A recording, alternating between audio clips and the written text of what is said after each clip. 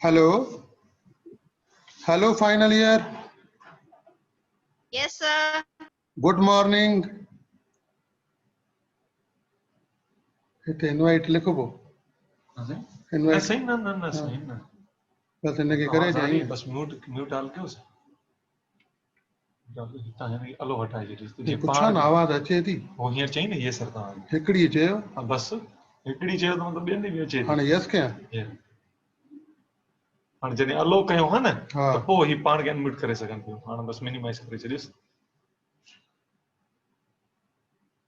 Worry जे ॻाल्हाइणो हो त हिते क्लिक करे म्यूट खे क्लिक कबो आहे न अनम्यूट कबो हितां न साईं ही पंहिंजे पाण खे कंदो त सिधा पार्टिसिपेंट्स ते क्लिक कंदो हा क्लिक कयोसि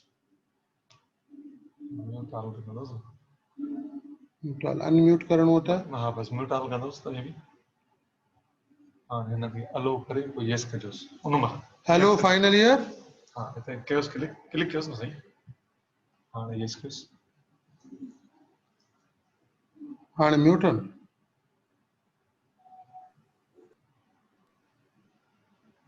हा पोइ रिम्यूट करे छॾियो हेलो हेलो Yes, जी sir. सर। आवाज आ रही है clearly yes sir. Yes, So sir. today we will discuss typhoid fever, right? And we are still waiting. Participants are very short. So let's start. Let's start and hope you all are hearing me. So today I am going to discuss typhoid fever. Typhoid fever is also called enteric fever. The word typhoid derived from typhus fever. That you all know typhus fevers are rickettsial fevers. So let's see what happened in typhoid fever.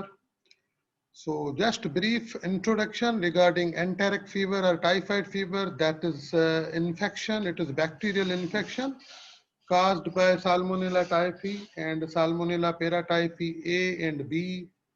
Enteric fever is a clinical syndrome characterized by GI symptoms as well as constitutional symptoms such as fever, malaise, headache. It may have a long incubation period from 6 to 30 days, and GI symptoms may resolve but then can be recur. Transmission is through fecal-oral route. Little bit microbiology regarding Salmonella. So what Salmonella belongs to which family? Basically, it is a gram-negative rod-shaped flagellated bacterium. It features a polysaccharide capsule which confers virulence to the bacterium by providing protection against phagocytosis. The only host for Salmonella typhi are humans in whom it causes fever caused by progressively rising life-threatening fever in conjunction with various clinical syndrome. How typhoid was identified? If you look this picture, that is a very old story. The name Mary, actually she was a cook in America. Mary Mellon was cook in Oyster Bay, America, New York. And in 1906, who's known to have infected around 53 people. 5 out of 53 were died because of typhoid fever. So Mary Cook, that is the typhoid Mary, basically that is name is also given because she was the first lady and she was the cook. She infected 53 persons. Out of 53, 5 patients were died because of complications of typhoid fever. Now look up at epidemiology. As you know, the infections, all types of infections except certain viral infections like HIV and other which are common in immunocompromised. They are also common in European countries, but like bacterial infections, typhoid, malaria, TB, more common in developing countries. Pakistan is one of them, unfortunately. So that is the prevalence of typhoid. See, the most recent report suggests that around 21 million people contract typhoid annually, leading to 1,61,000 cases ending in fatality. 21 million means 21 crore. Or 2 crore 10 lakh people infected. Out of that, 1,61,000 cases develop high mortality rate. WHO records that there are 5,274 cases of extensively drug-resistant typhoid fever. Last year, you might aware, even in Hyderabad, Karachi, even some parts of Nawab Shah, there was a lot of reported cases of XDR typhoid on the basis of history and blood culture. And this is very alarming. So why it's alarming? Because complications are more and we have a very least options for management as far as sensitivity of drug with XDR is concerned. We will discuss on management portion.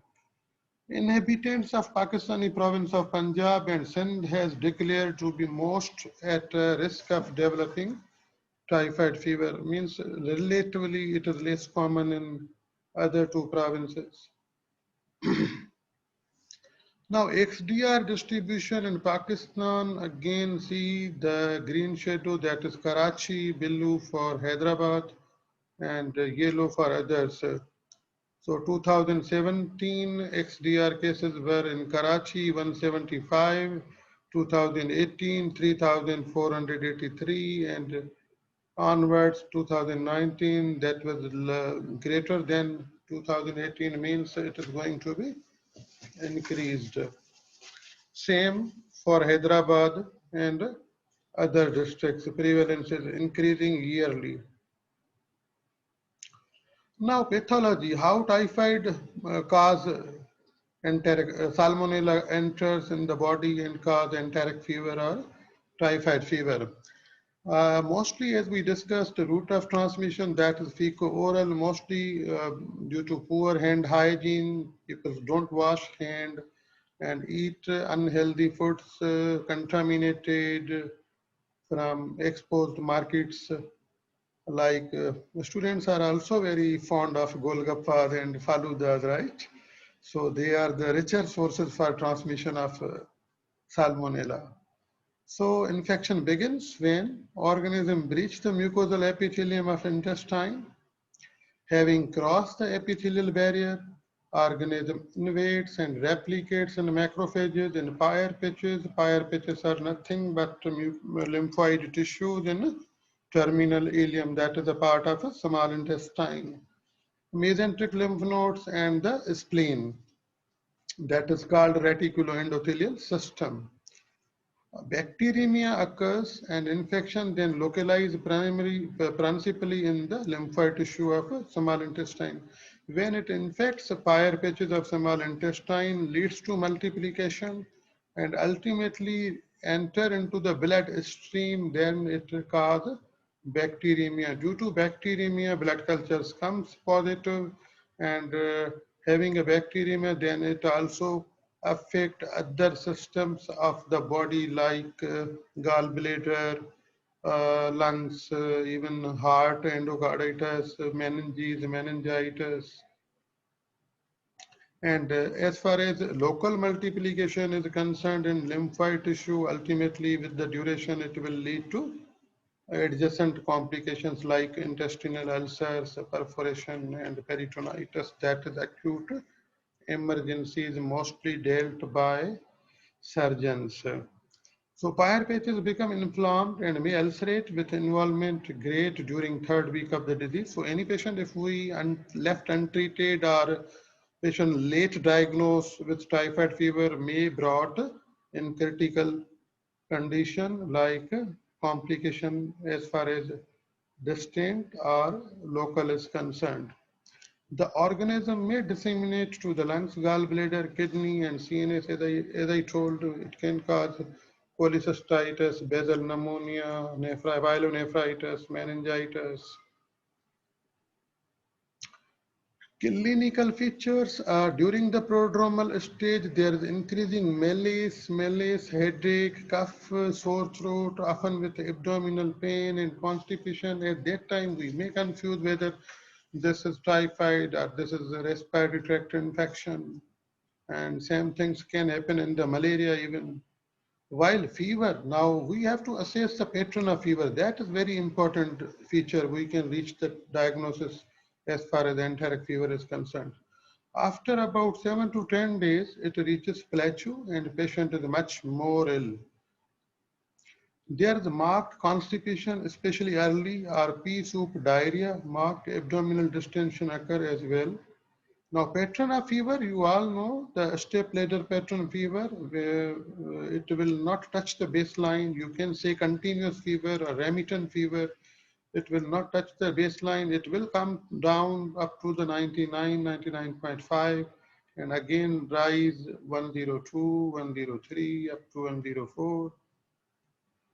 Later in second week, we may get findings on examination like splenomegaly, abdominal distension, tenderness, relate to bradycardia, and occasionally meningism can appear. So meningism means positive signs of a meningeal irritation without meningitis. That is called meningism, and it's also feature of a enteric fever.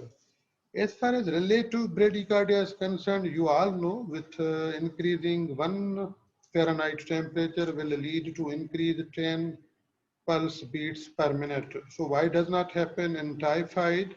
Exact mechanism is still unknown, but there are certain theories. The endotoxins of the salmonella, they affect SA node, lead to conduction abnormality. That's why they develop relative bradycardia, and also salmonella cause myocarditis. That is also possible reason of relative bradycardia. Relative bradycardia can be seen in other diseases as well, like leptospirosis and other bacterial infections, Q fever. The rash rose spots commonly appear during second week of disease. The individual spot found principally on the trunk is a pink papule, 2 to 3 millimeter in diameter, that feeds on pressure. It disappears in 3 to 4 days. So why rose spots develop? Again, the mechanism behind that is it is because of bacterial embolization. When patient develop bacteremia in second week of typhoid fever, it leads to formation of rose spots. So it is called also bacterial embolization. The differential diagnosis of rose spots can be even simple petechial rashes or purpuras sometime if a patient present with severe thrombocytopenia. Secondary to sepsis, again sepsis secondary to typhoid fever. So we can differentiate by doing examination and simple advising blood CB. You can, that can help you. Now look at the picture. This is the boy and having a pink red papules all over the trunk, upper chest and lower chest, upper abdomen. They are nothing but rose spots. Again, look up for clinical features, easy to remember on the basis of week. To look at first week, patient develop fever, high grade fever, step ladder pattern, headache, myalgia related to bradycardia, constipation, diarrhea and vomiting in children. Adults, mostly they do develop constipation. The reason of constipation, again, that is multifactorial, is there is decreased intake of even diet, fiber, fluid.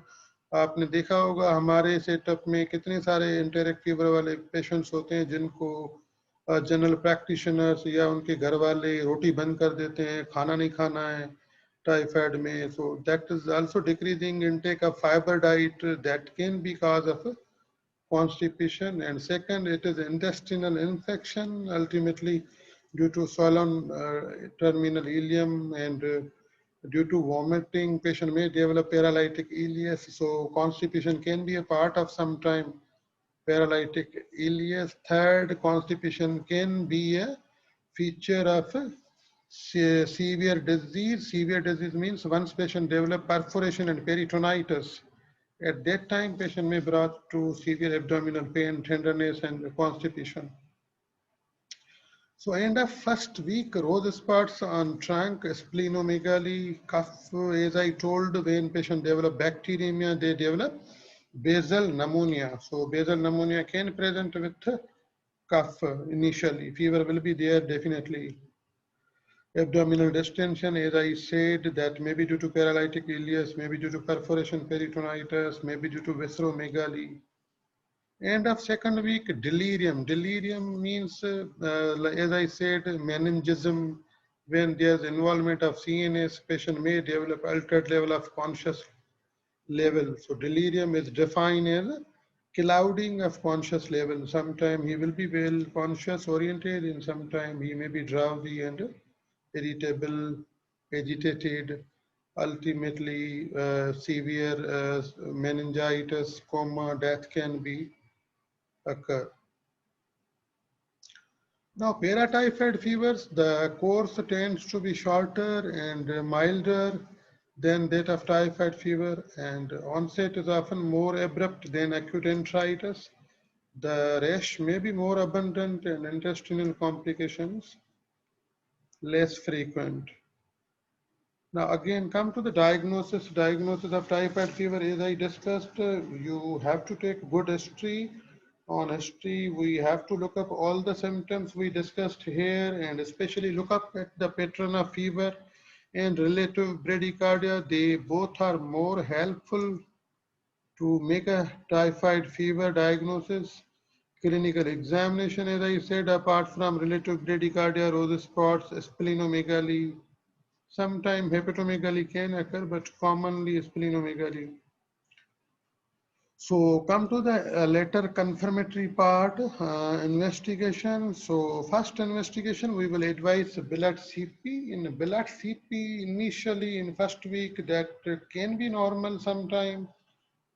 Second, it may show the leukopenia that is typical for enteric fever, but not diagnosis, because leukopenia can occur even other viral infections as well. So if we correlate with pattern of fever and CBC leukopenia, then that can be helpful to make a diagnosis of a typhoid fever. Ultimately, best diagnosed by blood culture. So we have to send two states or two samples of blood culture to increase the sensitivity of microbials. Because single blood culture can be positive only in 60% cases, while we will send two blood cultures that may come positive in 80% of patients. So if we are sending single blood culture and that comes negative, it will not exclude typhoid fever. Again, you have to rely more on clinically. Patients who have not taken in 80% first week of an 80% patient who have not taken antimicrobials. So most of the time we receive patients, they are already on antibiotics or they taken antibiotics with proper drug, proper dose, sometimes not. The rate of positivity declines thereafter, but 1/4 or more of patients still have a positive blood culture in third week. So other cultures we can advise blood culture, that is invasive procedure. We all know we need to bone marrow examination, and that is not very common practice for enteric fever. However, its sensitivity is more as compared to blood culture. 90% bone marrow culture comes positive in typhoid.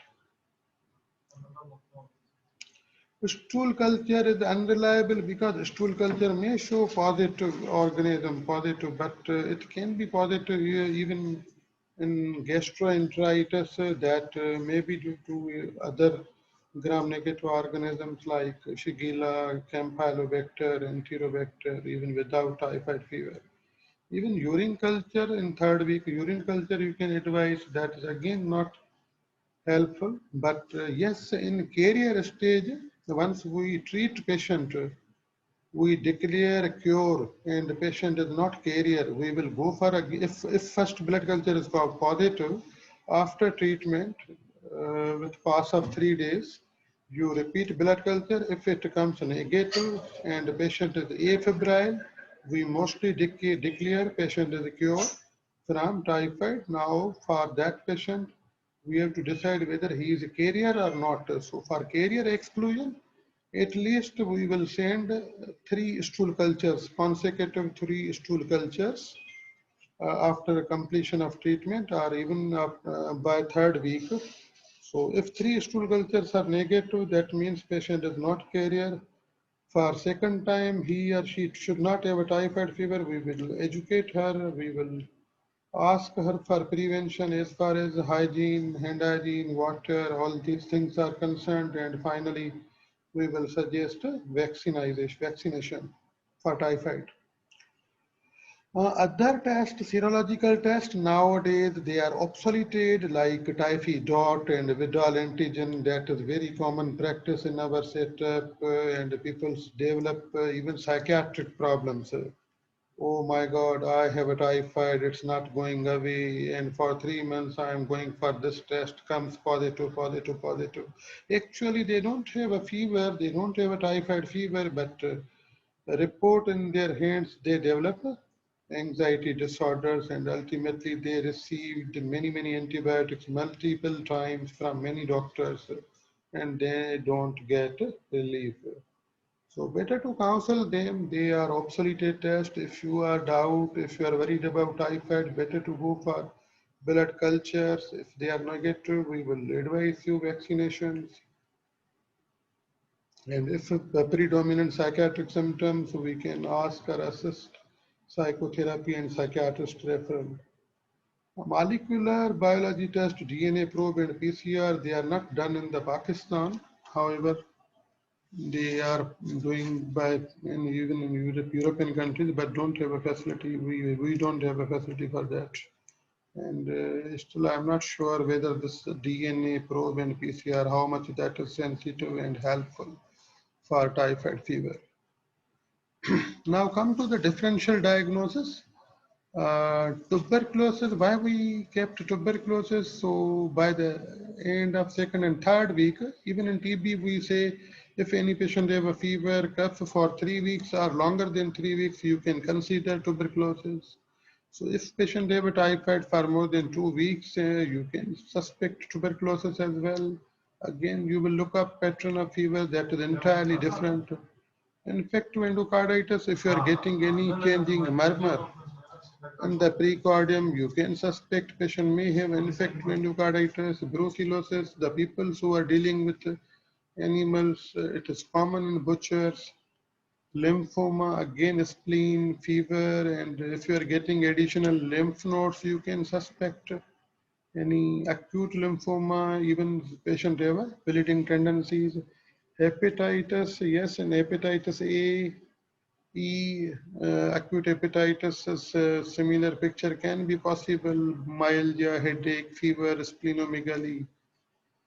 Malaria, as I discussed already, the pattern of fever again will be different. We discussed malaria last time, the pattern of fever, intermittent, pattern, not continuous fever. So you can differentiate that, and mostly fever with chills.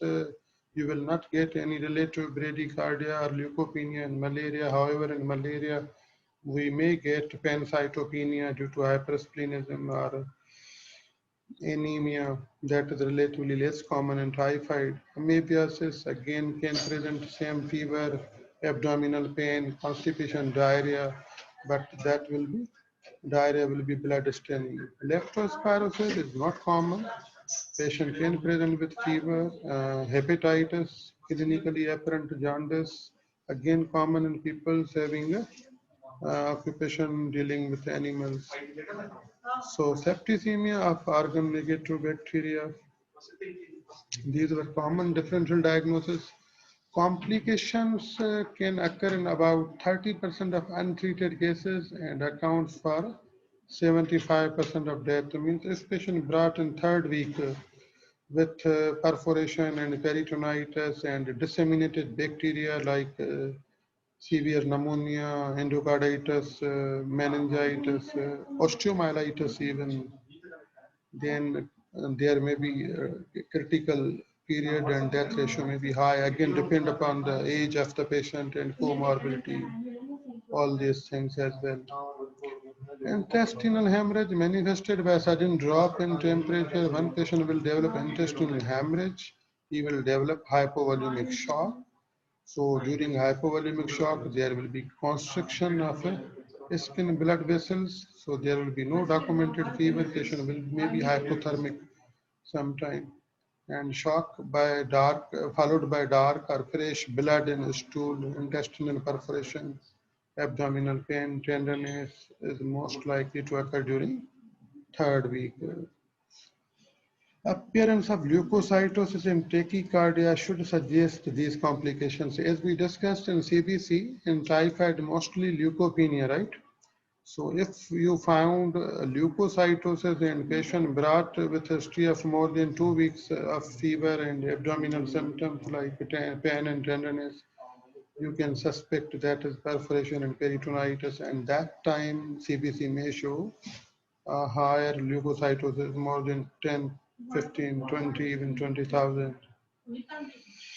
Urinary retention, pneumonia, thrombophlebitis, myocarditis, psychosis I already discussed, delirium, that is psychosis, polycystitis, pyelonephritis, osteomyelitis, meningitis are less often observed but can occur during bacteremic phase if not untreated or late diagnosis. Again, see the table regarding complications of typhoid fever is concerned. So look up the bowel, perforation, hemorrhage, septic foci, after bacteremia, bone and joint infection, meningitis, polycystitis, toxic phenomena, myocarditis, nephritis, chronic carriage, persistent gallbladder. So when patient develop carrier, they dormant salmonella into gallbladder. So sometime if any patient have a very recurrent typhoid fever, we may need cholecystectomy for complete eradication of recurrence. Come to the very important portion, treatment. Treatment, you all know, depend upon the severity of the disease. If patient comes to you OPD with history of fever for 5-6 days, you can treat on OPD basis by advising CBC, blood culture, X-ray chest, even for differential diagnosis, you can advise urine culture, malarial parasite accordingly. So uncomplicated enteric fever, because of increasing antimicrobial resistance, fluoroquinolones such as ciprofloxacin 750 milligram orally twice daily or levofloxacin 500 milligram once daily, 5 to 7 days for uncomplicated enteric fever, and 10 to 14 days for severe infection are agent of choice for treatment of salmonella. Our second option, ceftriaxone, we can use 2 gram intravenously for 7 days is also effective. Again, if patient have a severe disease, you can give 2 gram IV BD. Second thing, ceftriaxone is more better drug. In oral, we have option like cefixime, cefispain के नाम से आती है, 400 milligram BD we can give to the patient if able to take orally. But if patient have a severe symptoms, vomiting, so initially we can start parenteral therapy, IV ceftriaxone. Later on, after 3-4 days, you can shift on oral therapy. Complete 7 to 10 days. Second thing, resistance with ciprofloxacin nowadays is also increasing because of inadequate and improper use. Almost in the past, resistance is reported about 25% with ciprofloxacin. Even nowadays, XDR, I discussed in initial slides, they are also showing resistance with cephalosporins. So that's why we give more importance to blood cultures. Unfortunately, if we not sending blood culture and we starting ceftriaxone and cefixime and patient failed to respond by day 3, day 4, day 5, then we may get confused and patient even can be worried why I am not relieving fever. So if we are sending blood culture and starting empirical therapy either with ciprofloxacin or ceftriaxone, cefixime, we will be on safe side. We will get a blood culture report by day 5, 6, 7, and that can be helpful for us to decide whether we are giving treatment, whether it is working or not. And salmonella that comes in blood culture, whether that is sensitive with these drugs or resistant. So if that shows resistant, we can rapidly switch our primary drug to an other drug that will show sensitive. Now these are the older drugs. Initially, look up at the 1948. People were using chloramphenicol. It was a very good drug. Discovery of chloramphenicol. Again, resistance reported just after 2 years. Look up at 1970s. MDR epidemic reported and contained in Mexico. Efficacy of ampicillin also showing that was effective in typhoid fever. These are the older drugs, basically chloramphenicol, trimethoprim, sulfamethoxazole, and even amoxicillin, ampicillin. Nowadays they are resistant most of the time. Then जो newer drugs आए उसके बाद वो quinolones थी, ciprofloxacin. After that cephalosporins. And in 2014, ceftriaxone becomes superior to fluoroquinolones. Why? Because of resistance reported with quinolones. So in 2015, above 90% of South Asian strains become resistant to fluoroquinolones. Then in November 2016, ceftriaxone showed resistant outbreak in Pakistan that were labeled XDR, extensive drug resistant enteric fever. So sporadic reports of azithromycin in Southeast Asia in 2015. Then 2019 at the last, reports of intercontinental transmission of XDR typhoid cases from Pakistan to USA, even UK. Then there was a very alarming situation. We have a very least options of antibiotics to prefer or give in a patient having XDR typhoid fever that were including azithromycin, carbapenem, you all know imipenem, meropenem. They are very much expensive. Poor people can't afford per day therapy, almost cost around 3 to 4,000, up to 4,000 per day. So if we are giving at least for 7 days, around 30,000 cost to treat XDR typhoid, it's very alarming. Azithromycin, yes, it's also good drug. So nowadays it is going to be used very unnecessarily widely. As you all know, during COVID, everyone was using azithro, how despite of no evidence and no indication. Any patient having a fever headache was receiving azithromycin. So still I am also thinking that in a very near future, azithromycin may show the resistance to XDR typhoid fever. Then unfortunately, we will only have a best option, carbapenem and tetracycline. Tetracycline is also used in XDR, but it's not very frequently available here, and it's also very costly drug. Per day cost same as for carbapenem, around 3 to 5,000. So little bit definition, look up at multi-drug resistant enteric fever. When infection is caused by multi-drug resistant strain, select an antibiotic to which isolate is susceptible in vitro. Alternatively, increasing the dose of ceftriaxone to 4 grams per day, I told previously. and treating for 10 to 14 days using azithromycin 500 milligram orally for 7 days in uncomplicated cases may be effective. So simple typhoid fever, MDR, XDR, there are three categories. In simple typhoid fever, older drugs, chloramphenicol, sulfamethoprene, sulfonamide group, amoxicillin, plus quinolone. They are used for simple typhoid fever. But nowadays resistance is more. That's why we don't prefer older drugs. However, quinolones are still going to be used like ciprofloxacin or ofloxacin, levofloxacin. Then MDR and MDR means showing blood culture sensitivity shows resistant to all older drugs plus quinolones.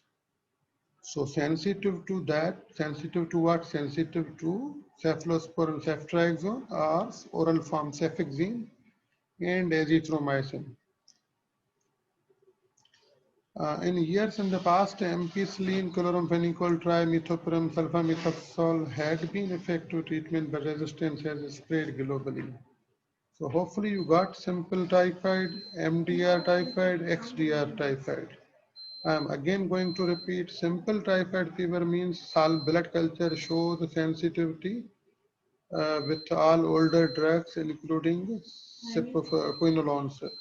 MDR blood culture salmonella shows sensitivity sensitivity to only with the cephalosporin and azithromycin.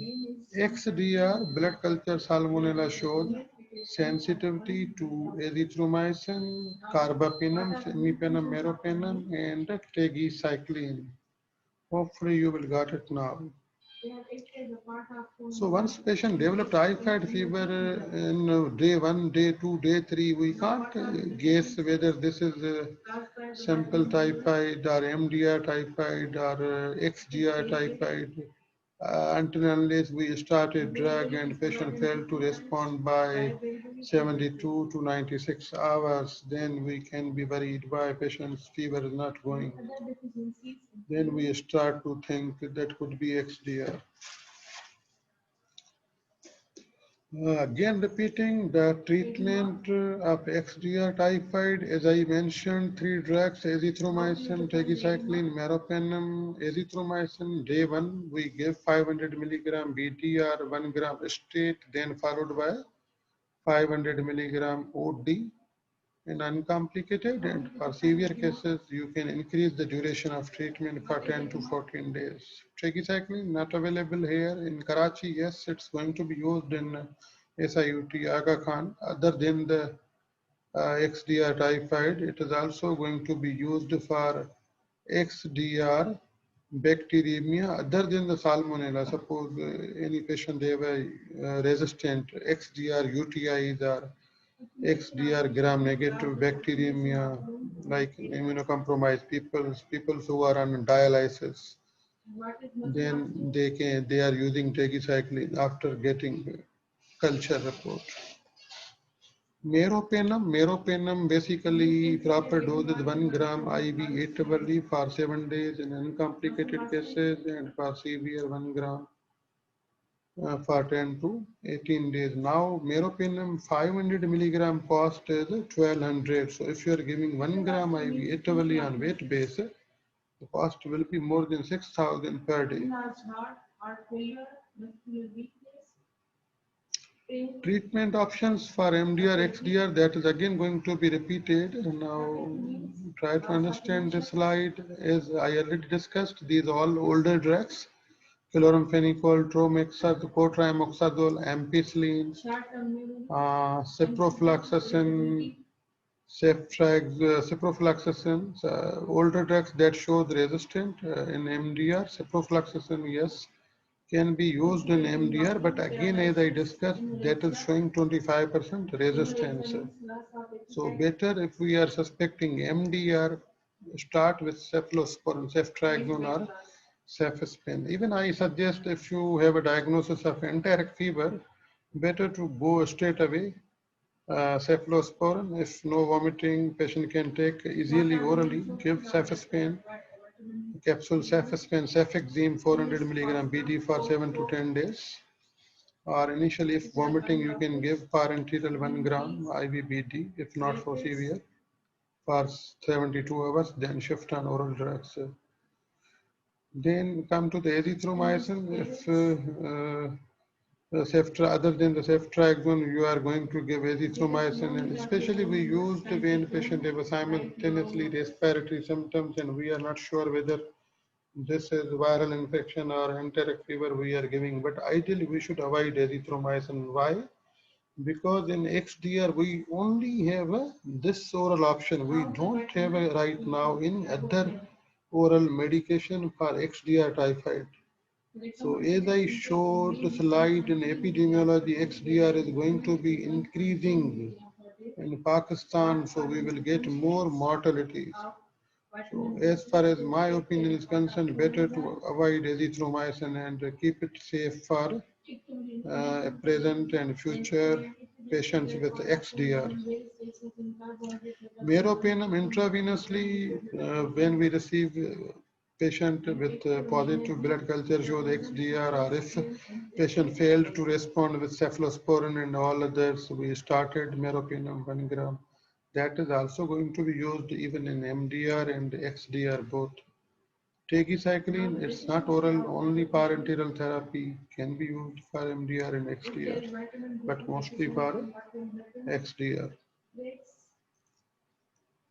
Carrier, as I discussed, if any patient who develop recurrent enteric fevers, means proven blood culture is going to be positive despite of all preventions, if he or she is taking good hygiene and sterilized boiled water and not taking anything from outside thellas. So still he or she is getting recurrent typhoid fever. That could be the reason of a carrier.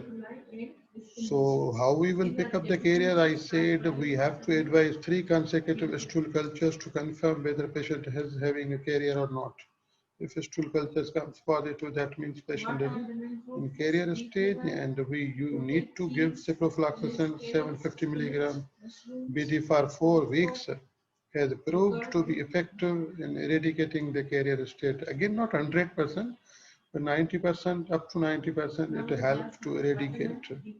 So after giving 4 weeks ciprofloxacin, we will again go for stool cultures to see whether they are now negative or not. If not negative, and patient again going to develop fever, better to advise cholecystectomy for complete resolution. When the isolate is susceptible, treatment of carriage with ampicillin, trimethoprim, sulfamethoxazole, or chloramphenicol may be successful, but there is one reason why we don't prefer these drugs. Their therapeutic index is also not good. Therapeutic index is also not good, means side effect profile is large with these drugs. So if any patient have a G6PD deficiency, trimethoprim, sulfamethoxazole can cause severe hemolysis and the patient may be worse. We need emergency blood transfusions. Last portion, but not least, this is very important.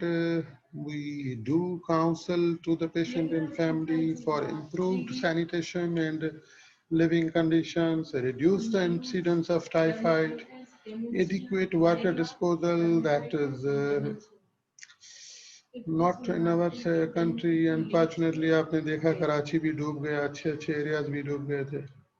So still there is a stagnation of water in many areas. They are the sources for transmission of all, apart from malaria, dengue, and enteric fever. Adequate water disposal and the protection of food and water supplies from contamination are important public health measures to prevent salmonellosis. Carriers cannot work as food handlers. अब देखें हम जितनी भी बड़ी hotels में भी खाना खाते हैं, पीसी मूव इन पिक, हमें क्या पता कौन सा कुक कैरियर है कौन सा नहीं है, कोई चेक एंड बैलेंस नहीं है. Travelers to the countries where enteric infections are endemic should be inoculated with one of 3 available typhoid vaccines. two inactivated injectable and one oral live attenuated. So at present we use parenteral vaccine. Again, there are more side effects that contain killed Salmonella typhi bacteria. Booster shot every 2 years means that is single shot we give, and we need to repeat after 2 years. After 2 years, that vaccine will not be effective. We need to repeat every 2 years. Oral vaccine, less side effects, contains a live but weakened strains of Salmonella typhi bacteria. Booster shot every 5 years. But currently, type bar के नाम से आती है vaccine. Type bar, Amson वालों की, that is going to be used intramuscular every 2 years. So better to do family immunization. Why? बच्चों को भी, adults को भी, you have to encourage do vaccination for typhoid fever. If patient does not have a fever, if fever, you must wait and go for blood culture. 2 blood cultures. If negative, let fever settled, then advise vaccination. But for asymptomatic healthy people in your home, go for vaccination, especially for children. They are very important because Allah na kare kisi ko agar XDR typhoid hota hai, to they can face so much critical problems. Prognosis, the mortality rate of typhoid fever is about 2% in treated cases. That depend upon the disease duration. Mostly in second, third week, typhoid death ratio and mortality is high. And second part is the elderly, debilitated person. I said already comorbidity, they are also reason for high mortality rate. With complication, they brought in third week perforation peritonitis and go for emergency laparotomy. There is a high mortality rate. Relapses occur in up to 15% of cases because of carrier. Residual carrier state frequently persists in spite of therapy. So for that, we need to do advise cholecystectomy. Thank you so much for patience listening. Sapten?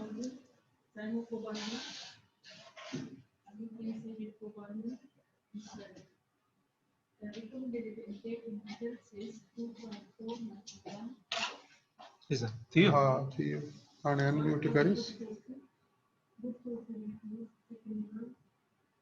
अजी घट्टा में 87 वो शायद खुलने के चक्कर में शायद 30 second hello final year, hello final year, are you hearing me?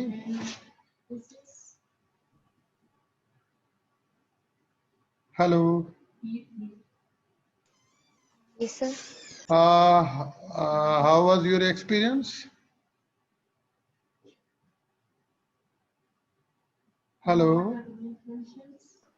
Are you hearing me? Yes, sir. Any question?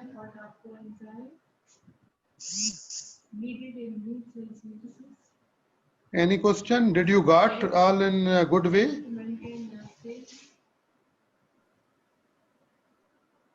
Any connection problem, voice problem? Any question? You are most welcome.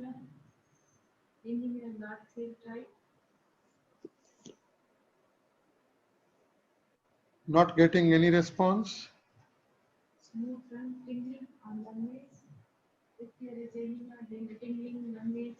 Again repeating, are you hearing me? Any question from final year?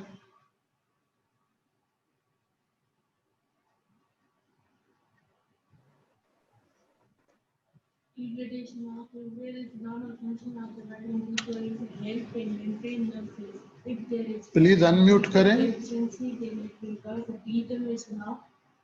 Nerves progress into paralysis. Are you getting me?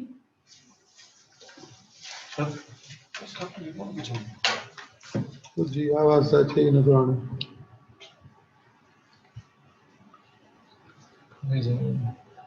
रखे